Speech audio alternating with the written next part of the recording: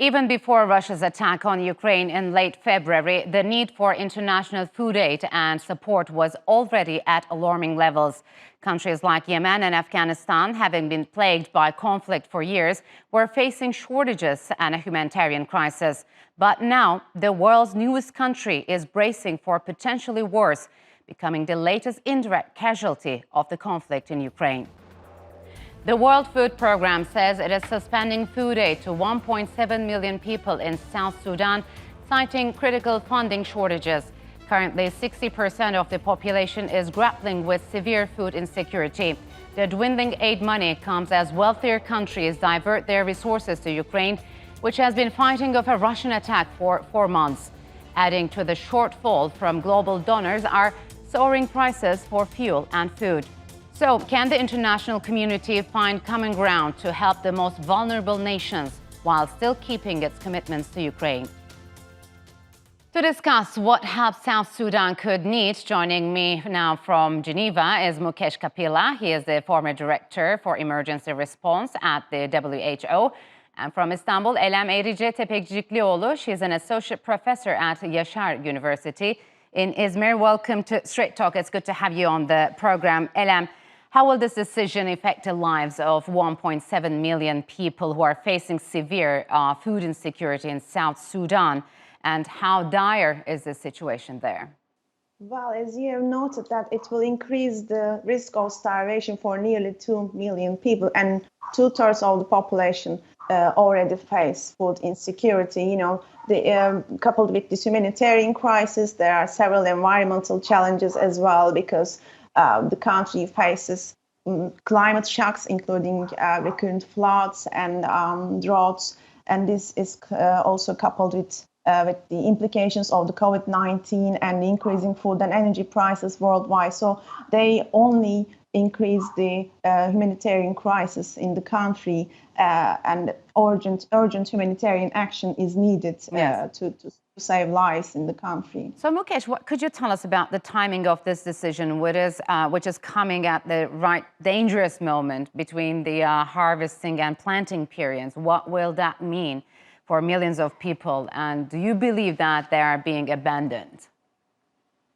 Well, the food crisis is affecting a number of different countries, not just South Sudan, the whole Horn of Africa, and prices are going up elsewhere, as is now well known.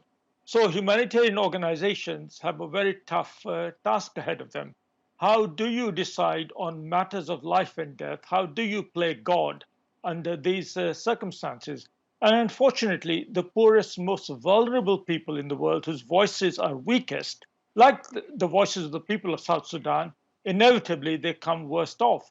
So I think this is a tragedy of nightmarish proportions. And I think it is the lack of transparency by which humanitarian aid is provided around the world is another cause for concern, as organizations arbitrarily sometimes decide who to help and who not to help. So, Elem, do you believe that this conflict, for example, in Ukraine, exposed that the world's attention and its aid commitments can shift suddenly, and that some regions get more priority than the others? Is there a double standard here?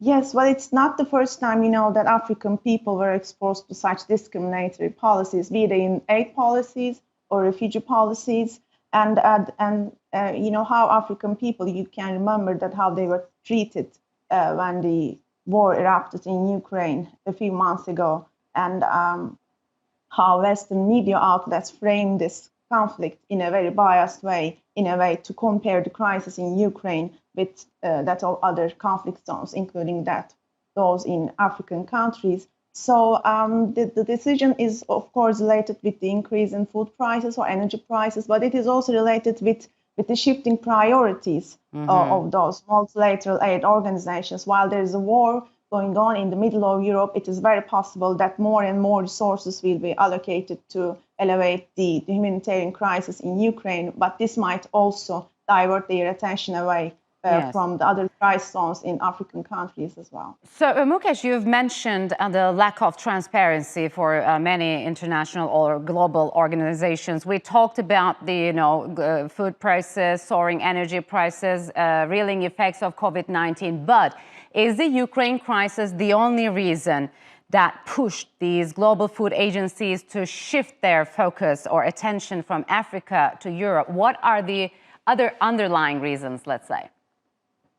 Well, certainly the Ukraine-Russia war has tipped the situation. There is no question about that, simply because the Ukraine-Russia region provides a bulk of the quantity of food aid, not just wheat that the world eats, but actually WFP sources a lot of what it gets from that region.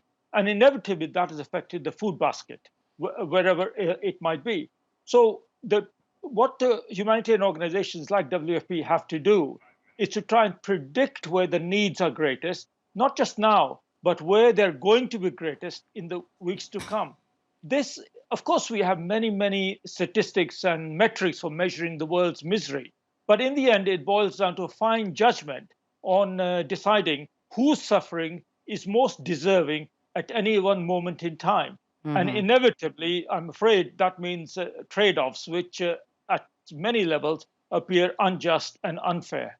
So, yes, we're talking about South Sudan. It's one of the youngest countries in the world, I guess. But what's the situation in other vulnerable countries, Elem, like Ethiopia, Nigeria, Yemen, Afghanistan, and Somalia?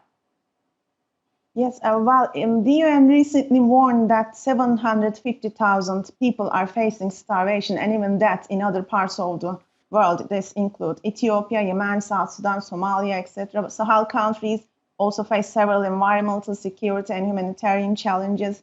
And nearly half of those people are located in Ethiopia's Tigray region, while experts also warn that Somalia might experience a new famine that would have more devastating effects than the previous ones. Yes.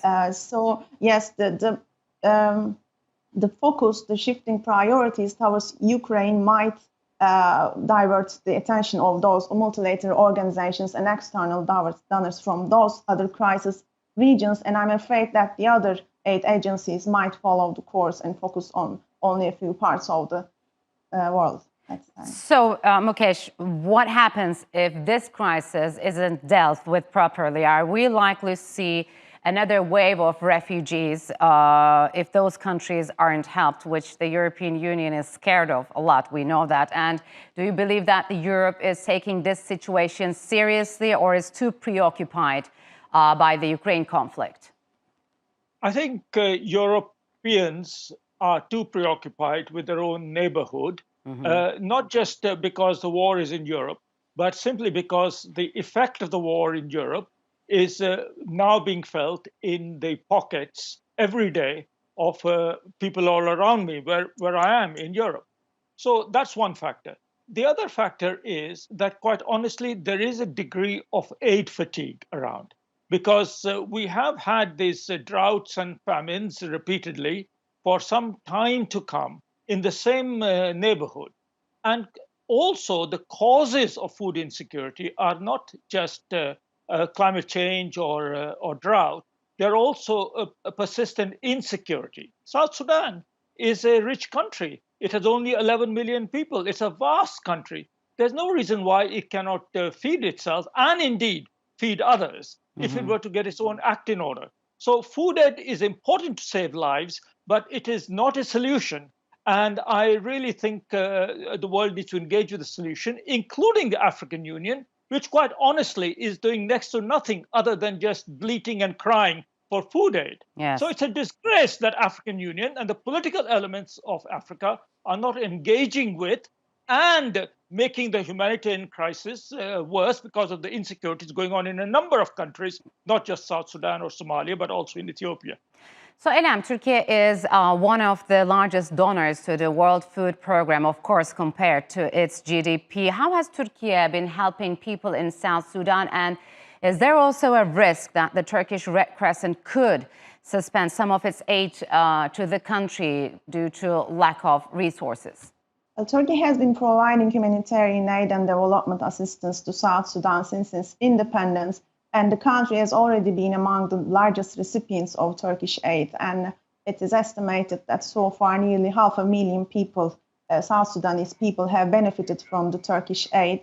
And this is mostly in the form of emergency relief and distributed mostly through Turkish Red Crescent, together with other public institutions such as AFAD, Turkey's another public institution, Turkey's Emergency Management Authority, yes, and together with other Turkish NGOs, they have been providing humanitarian assistance, distributing aid packages, medical equipment, etc. Turkey even provided cash aid, yes, to South Sudan Red Cross. But I'm not quite sure if Turkish Red Crescent would suspend its aid activities, let's say due to lack of funding resources. This might be because of some increasing risks, security risks. Yes. But still, those Turkish NGOs operating in highly risky areas, they would sustain their operations. And, they are mostly religiously motivated. And as the Eid al-Adha approaches, they will most probably increase their aid activity. Okay, Elem, Mukesh, unfortunately, we'll have to leave it here. Thank you very much for joining me on Straight Talk.